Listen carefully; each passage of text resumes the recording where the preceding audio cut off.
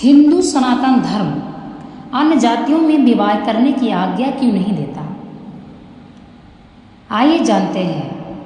आपने सुना होगा कि हिंदू धर्म में कहा गया है कि अन्य जाति में विवाह नहीं करना चाहिए। जो जिस जाति का होता है उसी जाति में उसका विवाह होता है। पंडित के घर की बेटी पंडित के घर का लड़का होना चाहिए।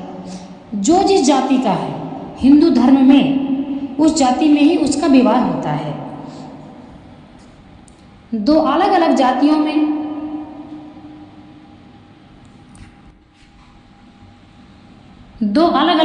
में जो विवाह होता है उससे उत्पन्न संतान को वर्ण संकर कहा गया है।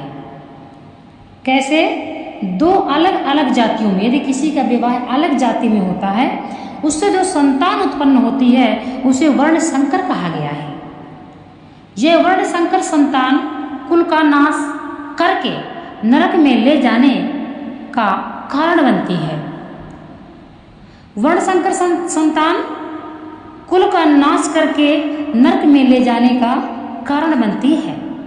शास्त्र कहते हैं वर्ण संकर संतान पितरों का तर्पण पिंडदान आदि करने के योग्य नहीं माने गए। इसीलिए हिंदू धर्म में यह कहा गया है कि अलग अलग जातियों में कभी विवाह नहीं करना चाहिए, क्योंकि पितरों को तर्पण कौन करेगा? पुत्र ही करता है।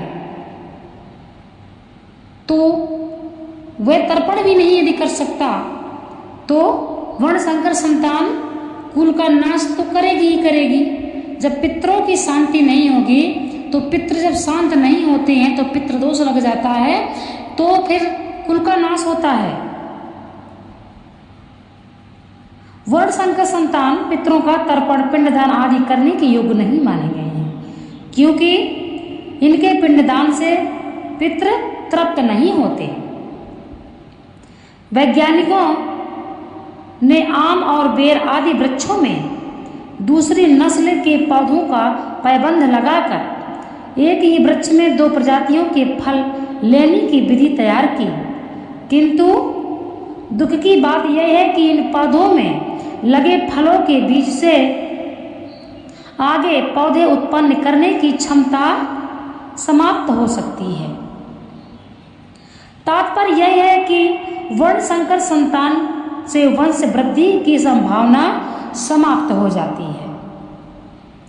विजातीय विवाह से दोनों के गुण समाप्त होकर नवीन विकृति युक्त गुणों का प्रादुर्भाव होता है। कभी भी अलग अलग जातियों में विवाह नहीं करना चाहिए। जिस प्रकार शुद्ध देसी घी अति स्वादिष्ट और प्रिय होता है तथा मधु अति मधुर मीठा होता है, किंतु यदि दोनों को मिला दिया जाए तो तेज किस्म का जहर बन जाता है। इसी कारण धार्मिक एवं वैज्ञानिक दोनों कारणों से अंतर जातीय विवाह का निषेध है।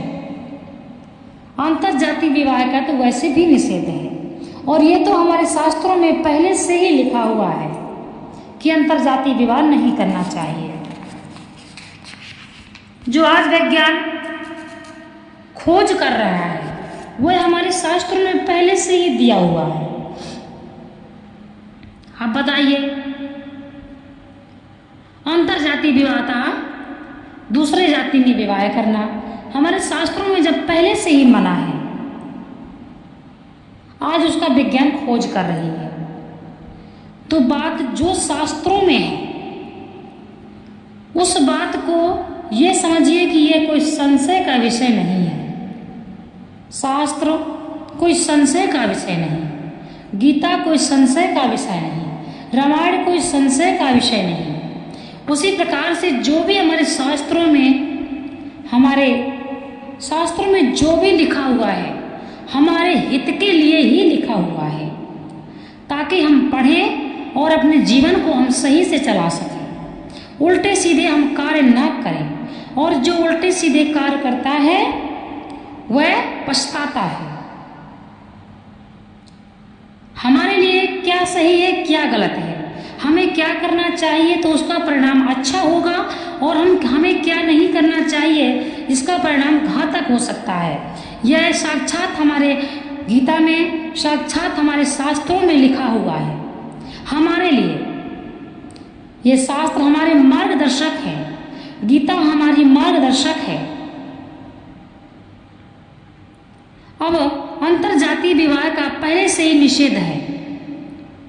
अन्य जातियों में विवाह करने से वर्ण संकर संतान पैदा होती है। जो अलग अलग जातियों में जिसका विवाह हो जाता है, संपन्न हो जाता है, उसकी जो संतान उत्पन्न होती है वह वर्ण संकर कहलाती है। और वर्ण संकर संतान के लिए शास्त्र क्या कहता है कि ऐसी संतान कुल का नाश कर देती है। शास्त्रों को पढ़िए और उसका पालन कीजिए। हमारे शास्त्रों में जो लिखा हुआ है वह माननीय है, सभी को उसका अनुसरण करना चाहिए। मान लीजिए आपने गीता पढ़ा और समय बर्बाद किया, अनुसरण किया ही नहीं, तो फायदा क्या। एक ही बात पढ़िए परंतु पुख्ता पढ़िए, उस बात को अपने दिमाग में बैठा लीजिए, उसका अनुसरण करिए। यह जरूरी नहीं कि एक दिन में आप अधिक से अधिक पढ़ें। पढ़ने का महत्व कुछ भी नहीं है। पढ़ के छोड़ दिया उसका महत्व कुछ भी नहीं है। जब तक आप उसको पढ़ के उसका अनुसरण नहीं करते हैं तो आपके कर्म कैसे बनेंगे। इसीलिए पढ़ें और उसका अनुसरण करते जाएं। आपका जीवन सार्थक हो जाएगा। मनुष्य का जीवन व्यर्थ नहीं जाने देना चाहिए। बहुत ही मशक्क़तों के बाद हमें यह मनुष्य का जीवन मिला है। सबसे अच्छा जो जीवन होता है वह मनुष्य का ही होता है। 84 लाख योनियों के पश्चात मनुष्य का जीवन प्राप्त होता है। यदि एक बार भगवान ने हमें मौका दिया है तो हमें इस प्रकार से अपना जीवन व्यर्थ नहीं करना चाहिए। अब बताइए, यदि हमने पढ़ा, पूरी गीता पढ़ ली, पूरा रामायण पढ़ लिया और इसके बाद भी यदि हमने अनुसरण नहीं किया तो क्या आप मानते हैं कि हमारे पढ़ने का कोई फायदा है, हमारे पढ़ने का कोई महत्व है।